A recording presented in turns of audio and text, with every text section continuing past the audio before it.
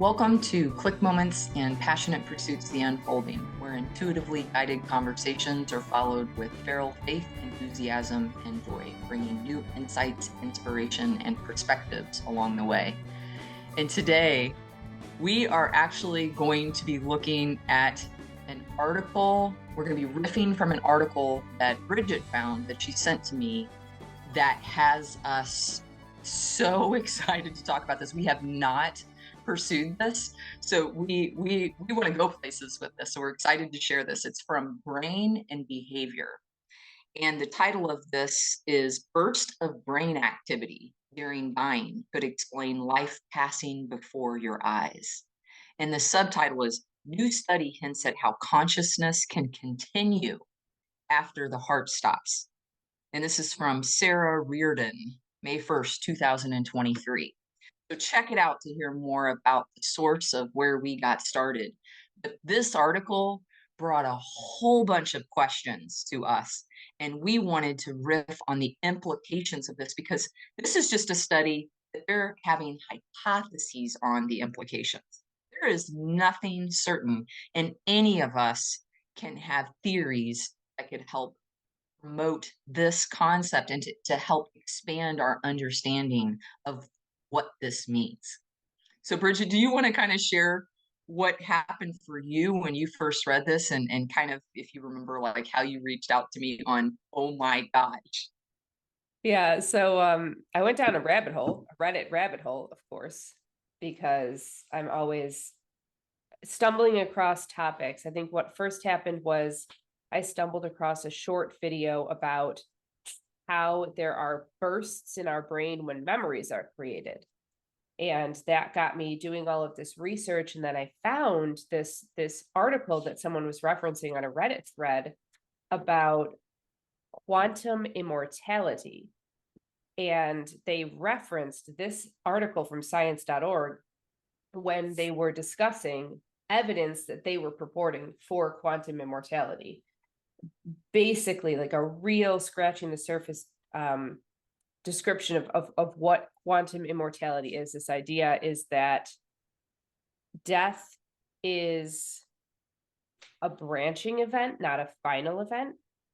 And that what happens when we die with this burst of inexplicable energy is that it's like our infinite consciousness searching for another suitable place for us to go in order to respawn, basically, would be a good word for it.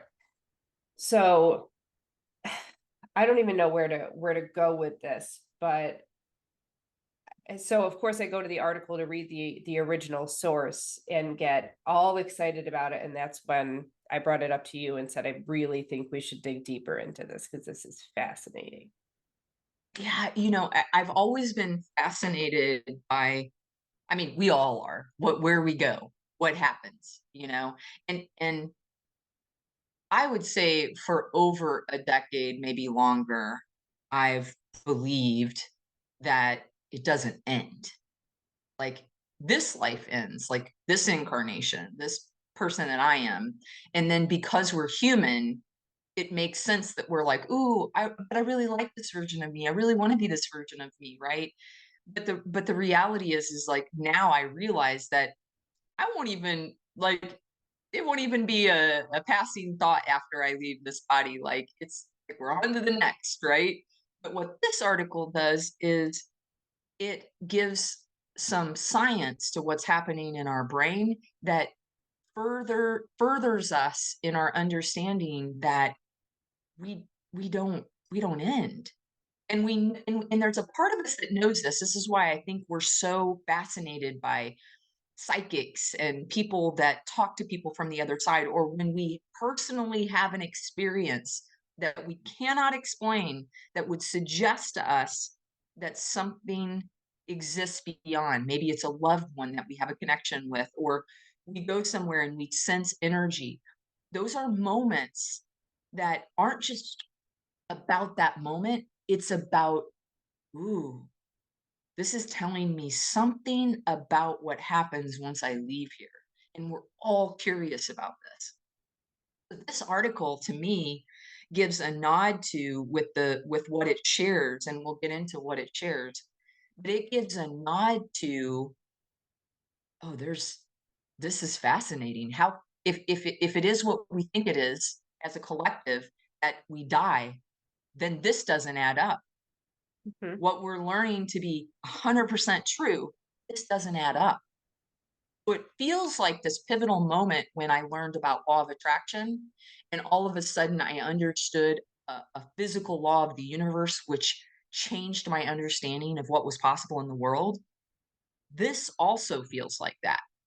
It feels big, because the reality is once we realize that we don't die, and if that's true, we don't die, then our fear of death changes.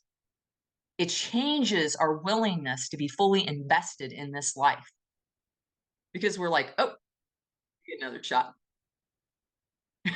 Well, That's how I feel. here's what I will say. So I don't have a fear of death. I do have a fear of eternity, which is kind of the opposite and also the same. So this idea actually scares the heck out of me. Not in a bad way, but in a very challenging way. But I think I think that what I wanted to say was that there's so much evidence. There are so many people, you included, who have stories about out of body experiences or life after death or near death experience. I mean, so many stories that scientifically we have to say there is evidence for this. There is lots of evidence. But I think the reason specifically scientists and researchers and individuals don't want to pay attention to it is twofold. One, because it's real hard to have physical evidence for something that's a spiritual thing. Because it's not physical. Spirituality is not in essence physical, Mm, energetic. But two, because our ego wants to keep us alive in this body, separate, not part of a collective, not eternal. This, just like this right now, preserve this form and function just as it is. It's why we're resistant to change. It's why we're resistant to the idea of past lives or a reincarnation. People get really, really, really attached just as we are, just like this. So this idea is uncomfortable. I love this. Like, but I do feel like some part of us has to be like, if we had knowledge and awareness of this, I'm not kidding. Like, some of us would be like, oh, I'm going to do something really stupid and go do that thing. And then I'd be like, oop, it's like the video games where I know people in those video games where when you have infinite lives, you're like, oh, did that didn't work. And then I'd be out, I'd be in something new, because we are not only beholden to ourselves and we're a collective. When you're in a video game, it just affects you. But when you're in a collective, if you just jump ship anytime that because you think, this is not a big deal. Yeah, it is. Because we're here for some reason we don't understand that yet. And so we can't just be jumping out and doing that. I was joking about what I said earlier, but it's like you can't just jump out like that because we're in relationship with each other. And there's some social responsibility that we have, right? That is way beyond our understanding. Um, but when you said that people are there's no way that we can have physical evidence for a spiritual experience, I think that's exactly what this study does. It's a physical brain that we have imaging of, that now we know, and it makes people uncomfortable because they don't know what to do with it. We love gathering information. Like, what do we know about science? When people do studies and something doesn't match, this is why there's a lack of credibility in scientific communities, because sometimes people fudge the results so that they can prove their hypothesis. But the reality is that when you have this spirit of, ooh, it's a real hypothesis and I don't know, and then you find out what it says, then that allows us to go in a new direction that's based upon truth. And now what we know is we have physical evidence that there's something beyond here That is physical evidence that we keep going, or that our body and mind in some way is still active after the fact. Well, the question is, what part of the brain is active? And that's what they talked about. Oh my What gosh, yeah, part of the this is brain is great. active, Oh, and what are the implications to that? Do you have that handy? Because I do if you don't. Like, what? Yeah, go ahead, because I have this article that I want to reference. It's yeah, no, go ahead. Go ahead and reference it. well, I've got to find it again. So go Okay. All right. So when you look at this part of the brain, what it says is that after people were taken off the vent, so they're taken off the vent and brain activity ceases. They're dead. They're called dead. But what they found is instead of unhooking them, which is what we usually do, they're dead, we go ahead and unhook them. They kept it hooked on. And what they found was is when they kept it hooked on, that suddenly a part of the brain lit up and had a burst of brain activity in high frequency patterns called gamma waves. This is after the heart had stopped beating. They're clinically dead, and gamma waves in our brain start shooting and firing. And there's this burst of activity. And what I love about this is number one, it's high frequency patterns. We talk about when it comes to emotions that we want to be the highest frequency that we can. So when we get up to love at 500, then we get up to 540 and it's joy. We get up to peace at 600. We get up to enlightenment at 700. And we know that the God consciousness is even higher. So when we say high frequency, what we mean is God frequency. We mean universal frequency, right?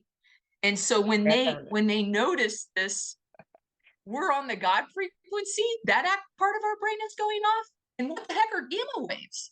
okay, so I found this article on LinkedIn, and we're gonna reference all these. We'll put them in the show notes. But this individual on LinkedIn, let's see, Dr. Aniket Srivastava. I apologize to you, but your work is fantastic.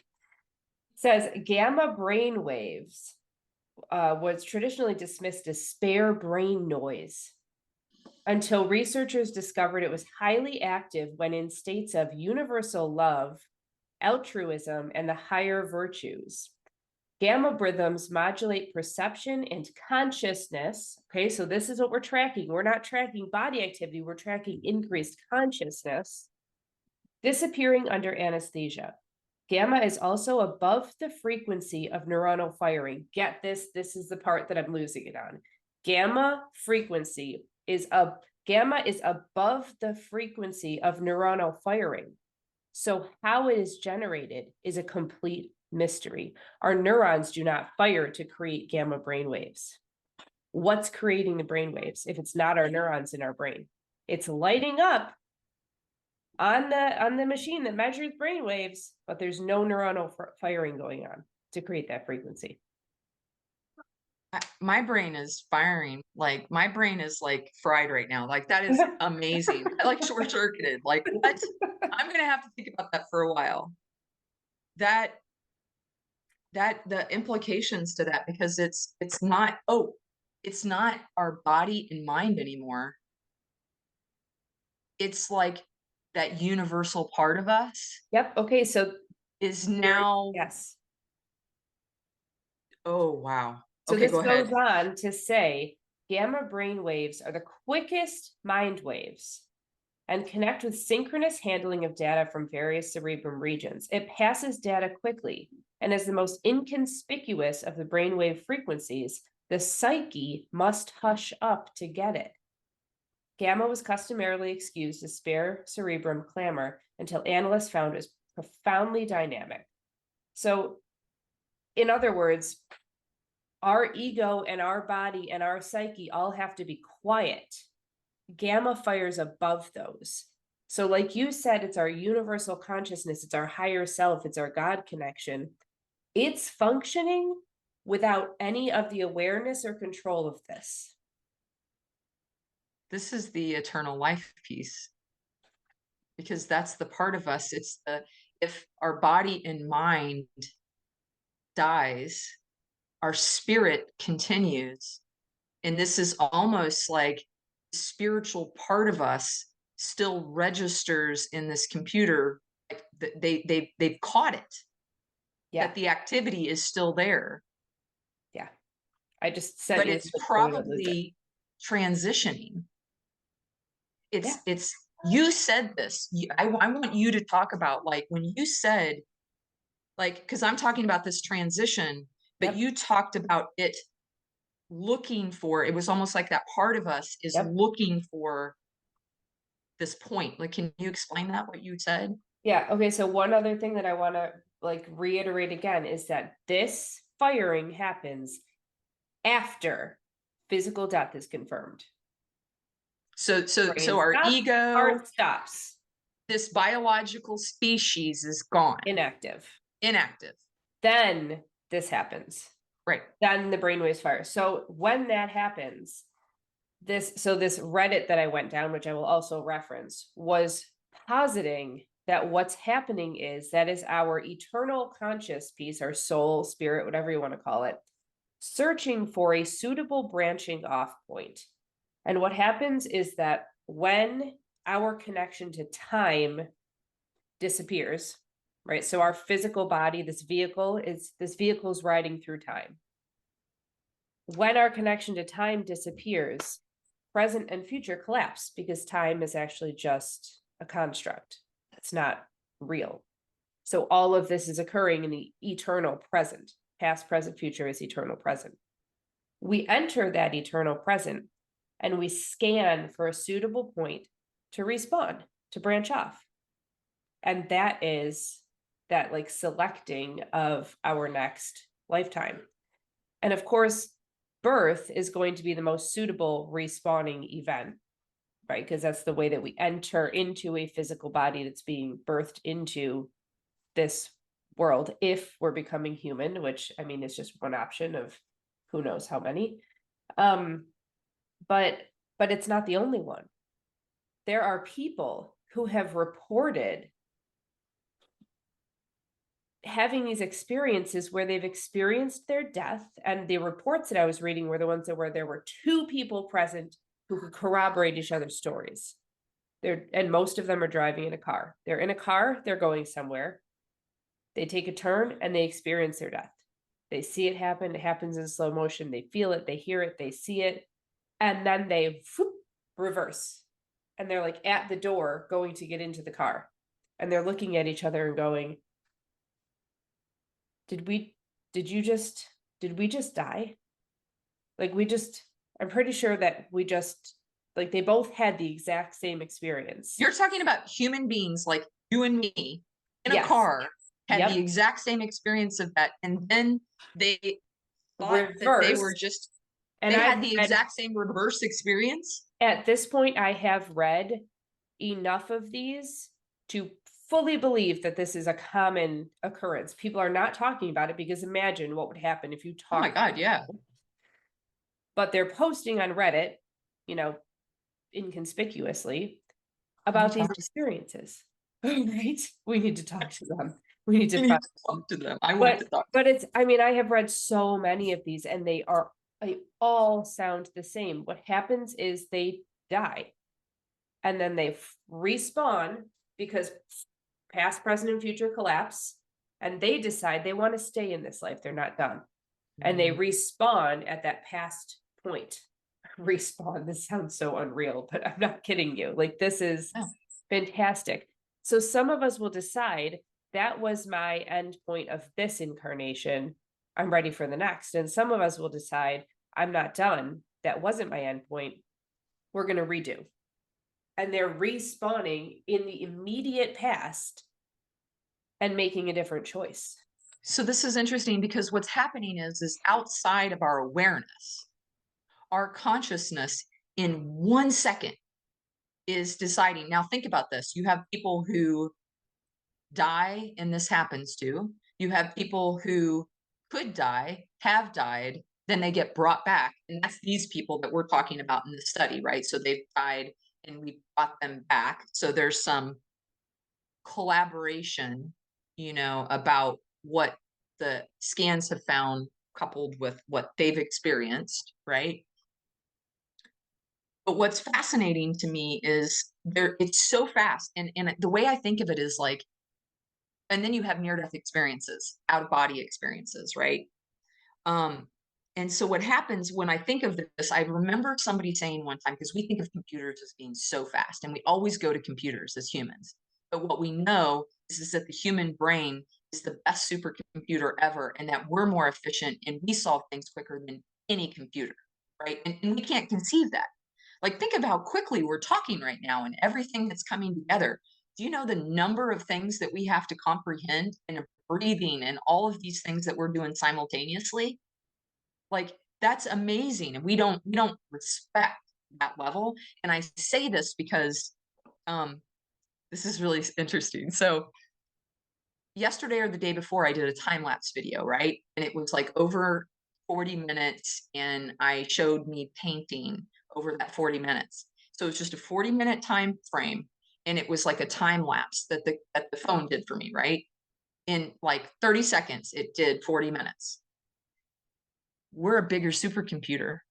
And when people have their life flash before their eyes, it's like we're doing the time lapse. We're doing the time lapse. Human time lapse is seconds for years. No computer has been able to do that. Show you your whole life and it be meaningful. It's an embodied experience or a neural experience at that point when it's on the other side, right? This is great because I can talk about that and you can talk about the out of body piece of this. And we both have experiences that corroborate this. And I will Sure. say, like, the way that people talk about life flashing before their eyes, my experience of it was really different. And it was really like when we think about like the life review, we think about like, here's all the things you did wrong, and it feels like condemnation. And it was like, oh, I have so much love and grace for all the parts of me who have lived through all these experiences, and it was only love.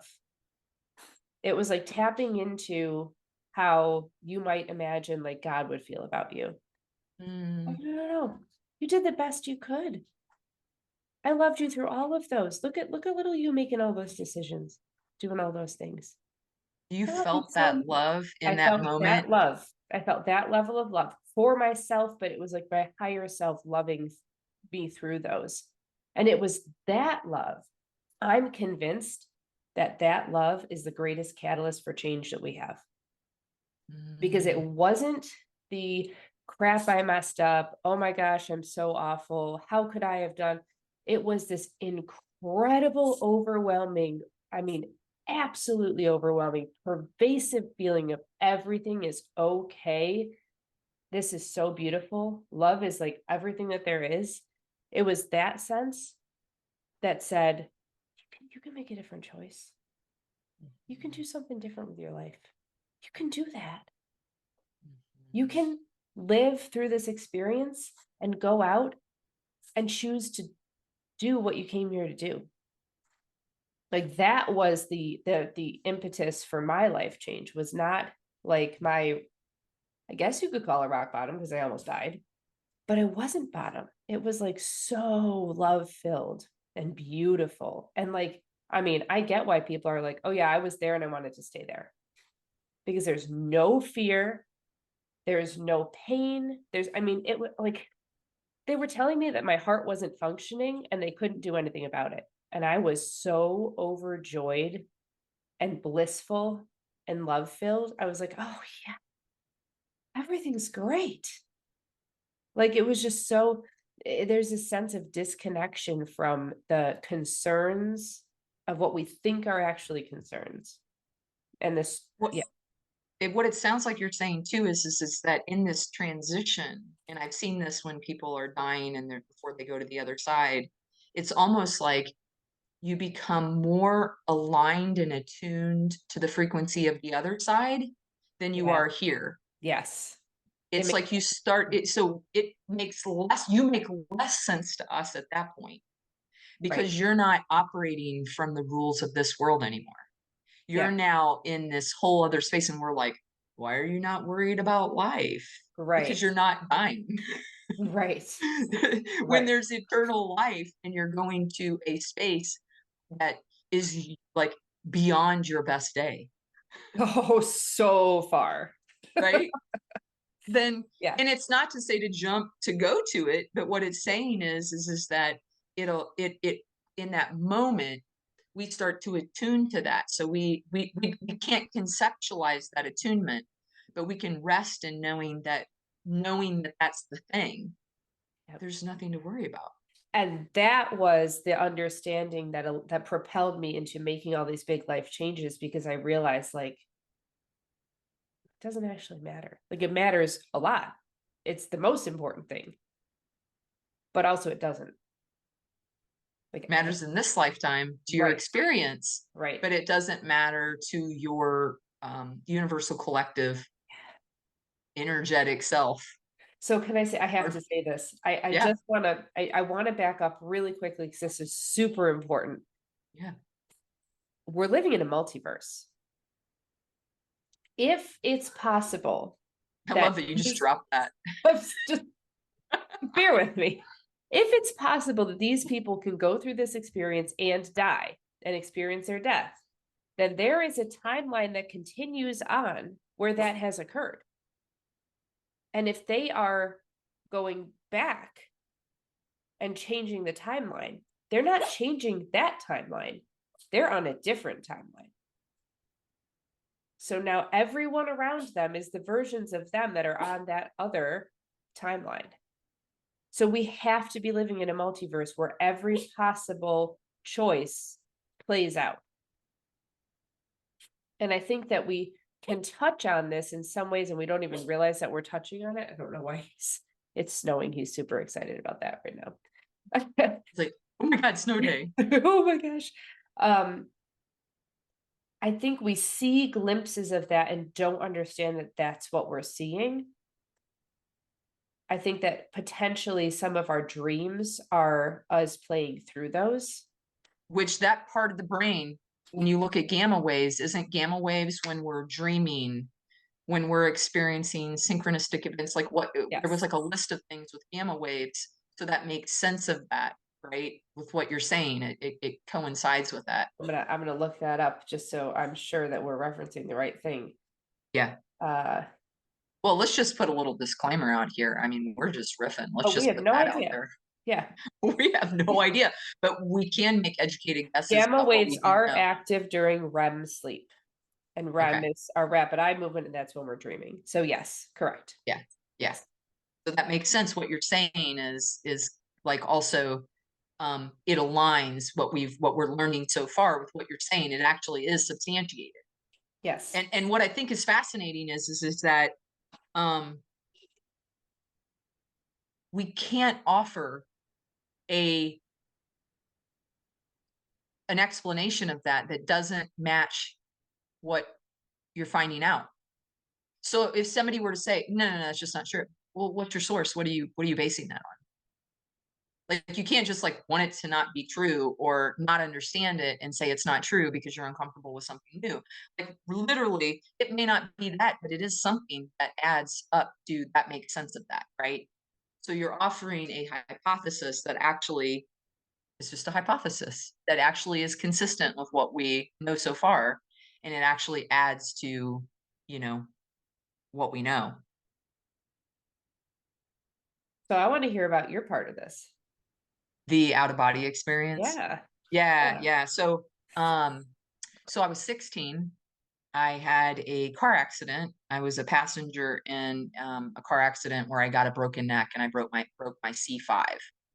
And they thought I was going to be paralyzed. They told me I would be paralyzed or die if I moved. And so I was on a board, strapped on a board, and I'm doing my best in a jiggly ambulance to not move.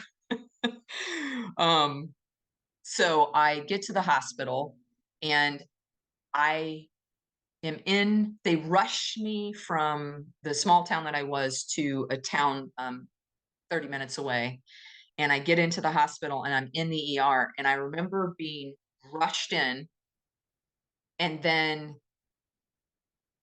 what happens is all of a sudden I'm like 10 feet, 15 feet over my body, like, so, like I'm over, and I see a body, but I don't know it's my body. So in this space, I'm kind of like, I'm just peaceful. I'm just an observer, a witness. I'm not even like, what's going on? I'm literally just a witness over the top of this body, and there's men and women all surrounding me over the top. Now I don't know it's me because I can't see me. They're all over me, right? And then all of a sudden, I hear, "Doo." So I flatline, but I don't know that I'm dying. But all of a sudden, I turn and I stop looking at that. I hear the flatline. I'm not registering it's me, and I'm not registering I'm dead. I turn. I'm not scared. There's no feeling. I'm just like calm. Just like beyond calm. Like it's not even a word the word I would describe is I belong.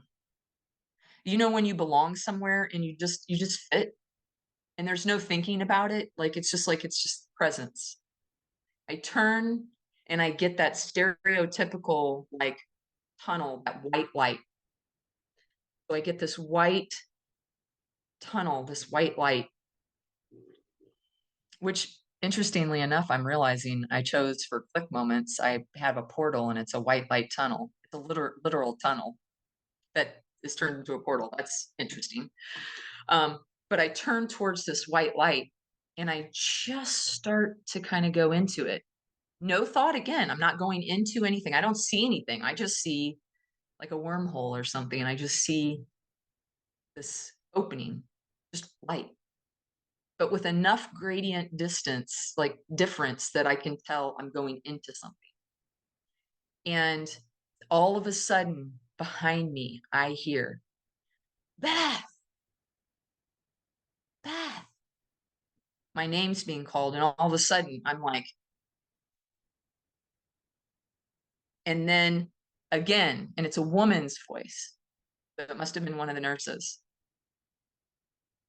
And they say it again. And as soon as they say it, it was like some part of this, whatever energy I was, realized what that was. And I went, and I was back, and it was like, boop, boop, boop, boop, boop.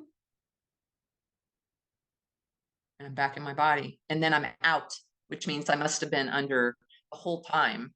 But some part of me registered the experience out, the flat line, the boop boop, and then I was out. So those are the only three elements of that experience that I remember. And when I asked my mom and I say, did I die? Blah, blah, blah. My mom's like, nobody told us you died. And I'm like, of course nobody said I died. I mean, like hospitals, I love you, hospitals. Thank you. But sometimes what happens isn't, and I do know that I was sitting in the hallway for a really long time before that happened. So I'm sure sitting in the hallway for a while. So depending on how it serves places, but I got nothing but love for that place because they saved my life. Yeah. Nothing but love. I think it's fascinating that like, how do you reason around being able to hear when you wouldn't have been able to hear?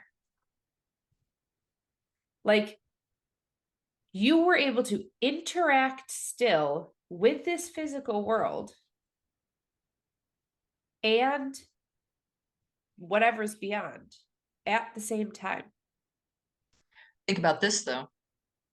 On the other side, what we know at this point that if I am wanting guidance from the other side, they can't intervene unless I ask for it. That's not think for it. Nobody says we can't intervene unless you think for it. You ask for it. There is power in the spoken word. What we don't know is why, but there is power, and we know that thought is creative, right? They talk about this in the Conversations with God. Thought is creative, and our words are creative, and our actions are creative, right? So when we ask into the universe something, then the people on the other side, the energy on the other side, the entities on the other side can hear us and can intervene. So what we know then is you can hear us. So we're on the other side, we can hear what's happening here, and it's part of our interaction is us asking. So of course I could hear the flat line and the beep beep because it's part of it. Yeah, I just It's realized almost like part of me asking me to come back. sound, light are vibrational energy. Of course of course what's beyond can interact with that because it's energetic. You wouldn't have felt someone like shaking you, but you would have heard and you could see because they're vibrational, they're energy. So we can still interact with energy. And you can, I feel like a lot of the conversations that I have, like the quality of conversations that I have with people who have passed, are silent. It's like a thought transference. Like, Yes, yes. But I think that there's also actions. Okay, this is interesting. Oh, wow. Okay, if thought is one level of creativity and word is the next level, and we say action is the next level. The other night when I was having that experience with my grandmother, I didn't ask her in the middle of the night. I didn't say, you can speak to me. yeah. I went like this. I opened my arms. And in my mind, I said, like, I'm here. I'm ready. Yes. But my action was open arms, which is like universal, bring it in. Right? Like seriously, like when we do this, when we're in church or in a celebration, we go like this, right? When we're like happy at the top of the mountain, we go, right? Like we're always like open arms. It is absolutely a universal statement to bring it in. It's almost like stronger than thought, stronger than word. It's like the universe going, I'm going to rush right towards you. Well, in conversations with God, God says that our greatest experience of God is through experience. Not words, not spoken, not heard, but experiencing is the most powerful because it generates feeling and it doesn't require thought or reasoning. Nor do these gamma waves. There's not thought or reasoning in the gamma waves. They are above neuronal firing. Well, one of the things that you talked about too is, okay, when you have gamma waves are actually not just after death. Gamma waves are also measured in this life. So you said dreaming. You mentioned actively recalling a memory or learning. Gamma waves are activated during spiritual moments of like consciousness, like really becoming Like peak focus, insight, when you gain peak insight focus. something. Yep. And what I love when they describe these is when they're describing these, you know what they say? It's the same pattern, these gamma waves, in a healthy person.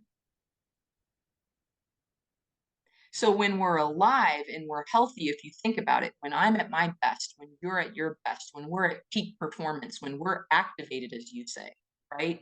When we're in these moments, we're healthy. And when we're healthy, what are we? High frequency. So when we're high frequency, this makes sense of why we have access to these gamma waves. These gamma waves are how we have access to um, universal consciousness. And this also tells me, I wonder, when we're if we were to capture moments of intuitive knowing, because to me, our intuition, what do I say? It's a two-way communication system hardwired within us. So to me, when we have these glimpses of knowing, our gut, our instinct, those are actually part of our higher consciousness. And I would postulate that our gamma waves are active. We could actually, if we had knowledge of that, then it would think about the implications to our discernment practice. If I knew when I got a gut interaction, like if I had a gut moment and I was like, woo, and I knew that my gamma waves were firing, that would be coming from the universe. But if it was like something that came into me that maybe I just wanted really deeply, right? Presumably the gamma waves wouldn't fire. Different parts of the brain would fire. The implications to our discernment in our lives is huge. So here's what I want to know, because I'm reading that gamma waves are the fastest brain waves and they're hard to measure accurately. What I want to know is there something above them that we can't measure, that we don't have tools for? Yeah. And just because you've said it, this is what you say. Just because you've said it, it's true. You said it, it's true. Because it's expansive. Word is expansive. And so if you are incapable of conceiving something that isn't true to its total. Like you can't conceive something that isn't true in some multiverse. Yep. Right? That's right. Because so what you're doing your is brain waves are generative, your thoughts are generative. So somewhere yes, they are spawning reality. yes, absolutely. Absolutely. And either forward or backwards. So you're either remembering or you're generating. It's the same thing. It is the same thing. That's the thing. The more experiences I have in my present and future, the more I wonder whether younger versions of me were remembering the future when I had this insight that I didn't understand. Because it has to work exactly the same in both directions. So of course we say, oh yeah, I remember the past. I know what I ate for breakfast yesterday.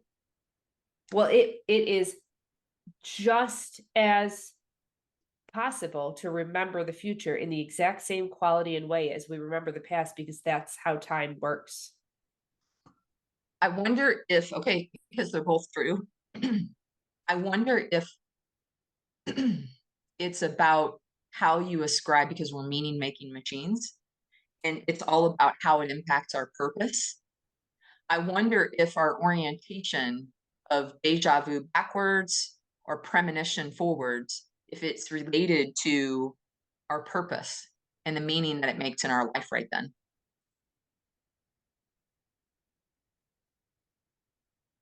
Did you say something? I said, that's a beautiful thing. Oh my gosh, this is such a cool topic. I love this so much. It like, oh my gosh. I wonder if I can get permission to have some sort of neuron, like those caps that you like. I want to walk around like that. That's how they measured in this initial study that we referenced.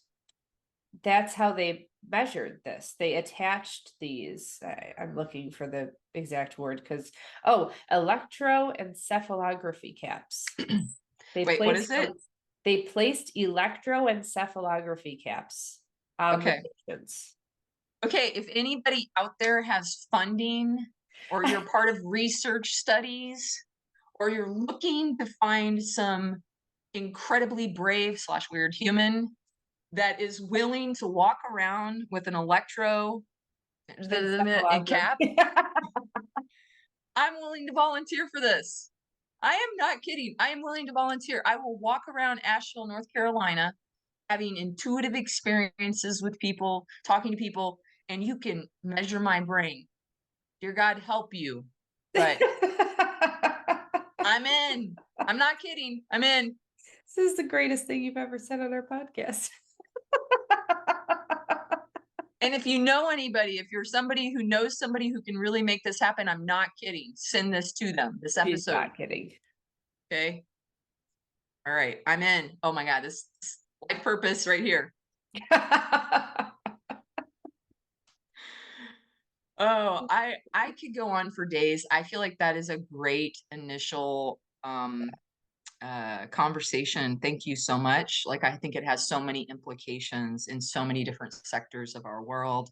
And genuinely, like, if you're somebody out there who's got some realizations from this, given your line of sight and your experience, we're geeking out over this. Please, in the comments, like give us something on this, because this is exciting and we want to keep riffing on this. So yeah, for sure. I had so many more notes that I want to, so we're gonna, this is do it. Continue. Talk about anything else you want to. I feel filled up right now. Yeah, no, I think that's as far as I want to go with this for now. I think that is enough for people to digest, and then maybe some on top of that. Yeah, awesome. Thank you. So a special thanks to Asheville artist Melissa Moss for our cover art. You can learn more about Melissa at melissamossart.com. And thanks to Cloud Cult for our podcast music from their song There's So Much Energy in Us. Learn more about them at cloudcult.com. And thank you for listening. And until next time, friends, peace, love, and light.